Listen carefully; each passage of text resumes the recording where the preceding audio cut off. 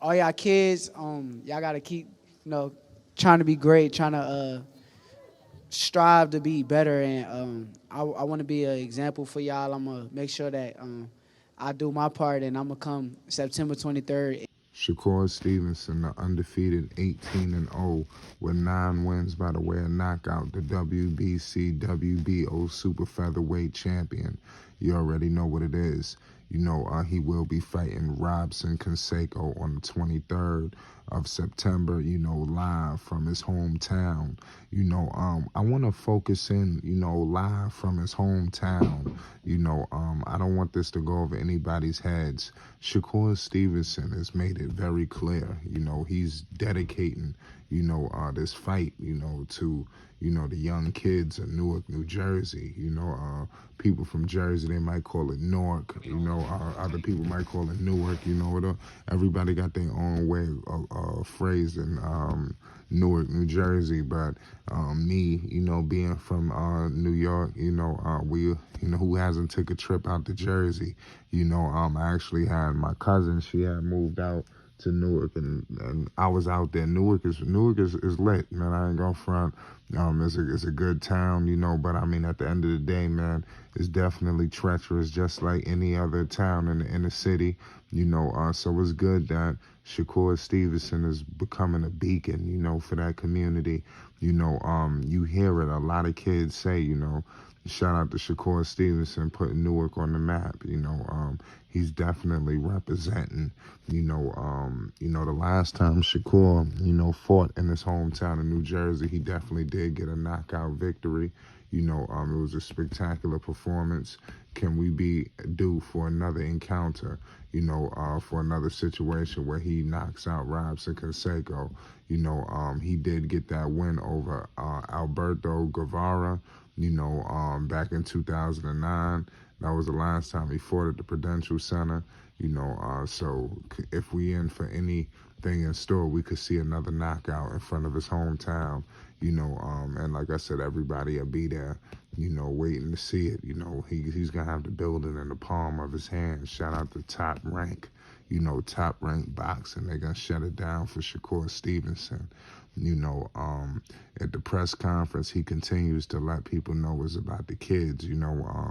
I like what Shakur is about because I think he understands he's so elite. He understands his stature, but he continues to shine lights on, the other boxers, that may not be on his level right now. He continues to bring awareness to them.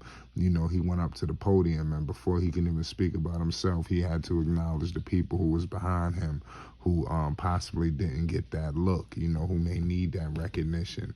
I think that's something that, should not go over anyone's heads. He's truly becoming a leader. He is a leader, but for Top Rank, for the younger fighters and the fighters that's, on the come up, they could get behind a guy like Shakur Stevenson and lead the way for Top Rank.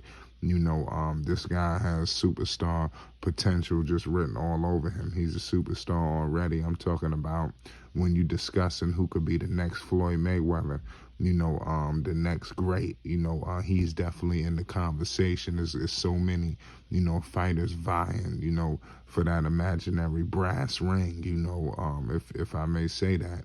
And everybody wants it, and Shakur, he's planting his flag, he's ready to wreak havoc at 135. The future is bright. He just done made a complete fool out of the 130-pound division, just beating everybody up. You seen what he did with Oscar Valdez at the MGM Grand in Vegas. A lot of people thought that was going to be a tough bout. You seen what he did to Jamal Herron. Shout out to Jamal Herron, Long Island, New York. But, shout out to Brick City, Shakur Stevenson. He definitely, got the TKO victory in that bout. And that was back in Atlanta. So how excited are you of Shakur Stevenson returning to the Prudential Center?